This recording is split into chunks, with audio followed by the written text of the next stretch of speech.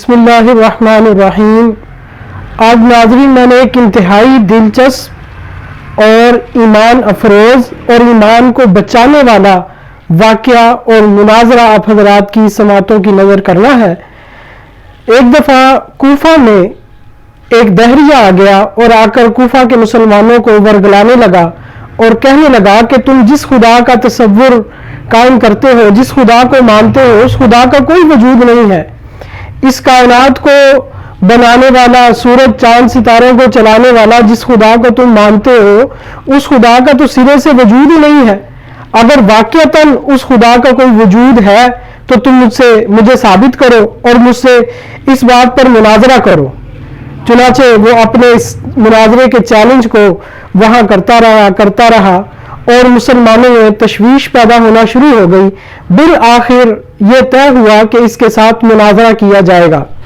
अब मुनाजरा कौन करेगा, इसके लिए मशवरे से ये बात तय हुई कि मुनाजरे के लिए जिस शख्सियत का इंतखाब किया गया वो सैयदना इमाम आज़म अबू हनीफा रहमतुल्लाह अलैह का इंतखाब था।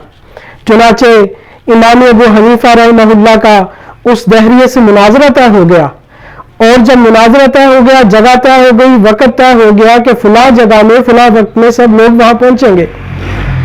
अब फला जगह जब वो वक्त आया, दिन आया, वक्त आया तो लोग वहां जमा होना शुरू हो गए और वो दहरिया भी पहुंच गया, लेकिन इमाम अबू हनीफा रहमतुल्लाह अलैह वहां ना पहुंच सके।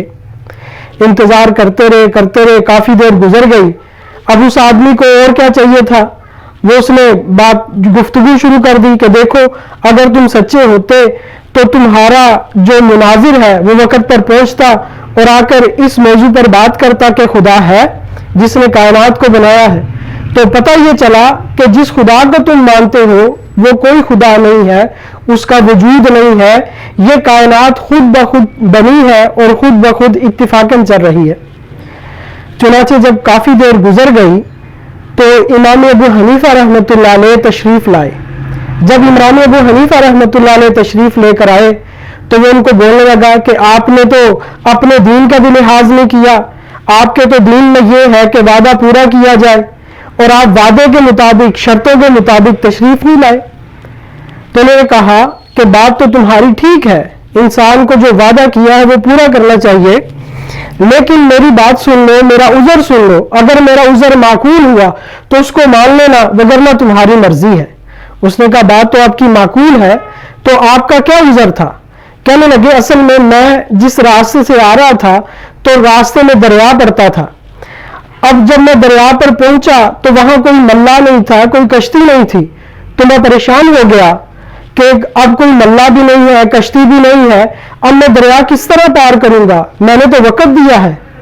चुनाचे मैं इसी सोच और फिक्र में था और सोचता जा रहा था कि क्या बनेगा कि अचानक एक वहां करीब दरख्त था, वो दरख्त जमीन पर गिरा और वो चिरना शुरू हुआ, उसके फट्टे बने और फट्टे यूं आपस में मिलते गए और वो एक कश्ती बन गई और वो चलकर मेरे पास आई।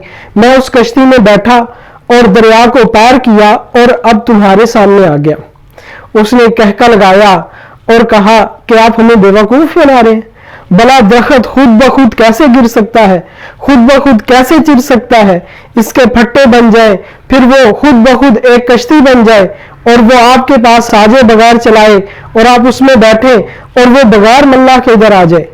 तो ये बगैर कश्ती बनाने के नहीं बन सकती और बगैर किसी चलाने वाले के नहीं चल सकती।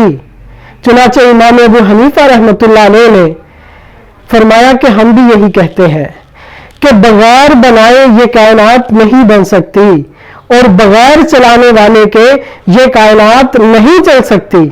इसको बनाने वाला अल्लाह है, इसको चलाने वाला अल्लाह है, सूरज को बनाने वाला अल्लाह, चांद को बनाने वाला अल्लाह, इसी तरह पूरी कायनात को बनाकर और मुनज़्ज़म तरीके से चलाने वाली जात भी एक अल्लाह की जात है। इस तरह वहां के हजारों और लाखों मुसलमानों का ईमान बचा और जब तक ये वाकया आगे बयान होता रहेगा इसी तरह लाखों करोड़ों मुसलमानों के ईमान को महफूज करता चला जाएगा। तो आपसे गुजारिश है, इसको सुने, इसको शेयर करें, ज्यादा से ज्यादा लोगों को आगे पहुंचाएं ताकि किसी का ईमान बच जाए। अल्लाह ताला हम सबको अमल की तौफीक अता फरमाए।